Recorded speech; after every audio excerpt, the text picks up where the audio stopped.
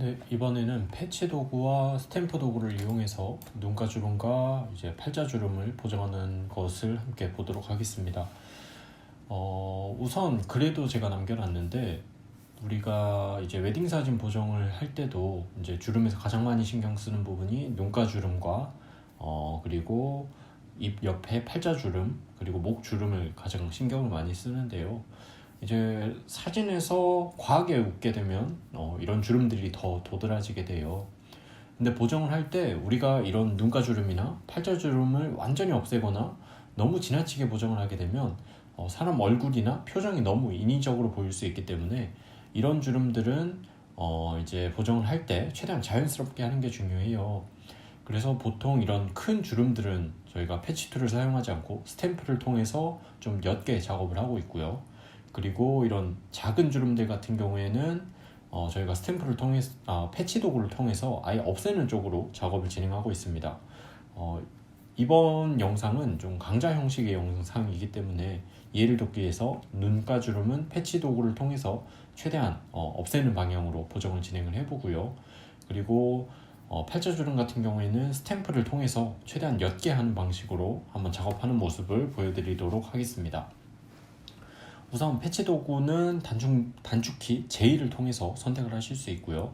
없을 경우에는 아마 여기 중에 한 가지가 선택이 되어 있을 텐데 이런 식으로 되어 있다면 여기서 우클릭을 해서 패치 도구를 선택해 주시면 되겠습니다.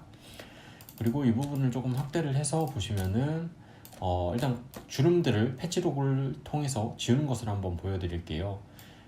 이렇게 드래그를 해서 지울 부분을 정교하게 선택을 해주고요. 그리고 주름이 없는 깨끗한 쪽으로 옮겨서 피부를 정리를 해주시면 됩니다. 여기도 마찬가지로 이렇게 패치 도구를 통해서 주름이나 뾰루지가 없는 쪽으로 옮겨주시면 되고요.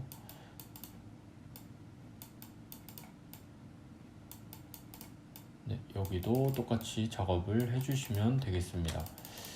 이제 이렇게 작업을 하고 나서 보면 깔끔하게 잘 되긴 했어요. 근데 이제 저희가 보정한 부분들이 아무래도 피부톤이 지금 이분 같은 경우에도 균일하지 않은 상태인데 패치 도구를 통해서 이렇게 다른 부분의 피부를 가져온 상황이기 때문에 이렇게 티가 날 수밖에 없어요. 그래서 이런 것들을 저희는 스탬프를 통해서 정리를 해드리고 있는데요. 이제 스탬프는 S를 선택해서 선택을 할 수 있고요. 이제 스탬프 중에서도 복제 도장 도구를 선택을 해주시면 되겠습니다. 이 스탬프는 패치와 좀 비슷한 기능을 하는데 우선 위에 불투명도를 한 20 정도로 설정을 하도록 하겠습니다. 그리고 Alt를 눌러서 깨끗한 피부톤, 주변에 있는 깨끗한 피부톤을 선택을 해주시고요. 그리고 이제 보정을 해서 조금 어색한 부분들을 이렇게 여러 번 클릭을 해서 정리를 해주시면 되겠습니다. 이제 이 작업을 할 때 주의하셔야 할 점이 선택을 하고 이렇게 문지르는 경우가 있는데 확대를 한번 해보면 이렇게 피부톤이 뭉개져 있어요.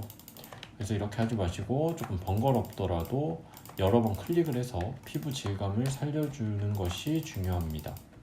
여기도 마찬가지로 여러 번 클릭을 해서 정리를 하도록 하겠습니다. 이런 방식으로 이제 주름을 제거한다고 보시면 될 것 같고요. 그리고 팔자주름 같은 경우에는 스탬프를 통해서 옅게 만드는 방식으로 작업을 한다고 말씀을 드렸는데요. 이때는 불투명도를 한 10 정도로 낮춰주시고요. 마찬가지로 깨끗한 피부를 선택을 하고 이런 식으로 여러 번 터치를 해서 옅게 만들 수가 있습니다. 이제 이분 같은 경우에는 좀 측면에서 사진이 촬영이 되다 보니까 이 옅게 하는 것이 잘 티가 안 나는데 원본과 한번 비교를 해보면 눈가주름은 이런 식으로 보정이 되었고요. 그리고 팔자주름은 여기 은영이 지워지면서 자연스럽게 주름이 옅어진 것을 확인하실 수가 있습니다. 여기까지 하셨으면 이제 기본적인 피부 보정은 우리가 다 할 수 있는 상태다 라고 보시면 될 것 같습니다.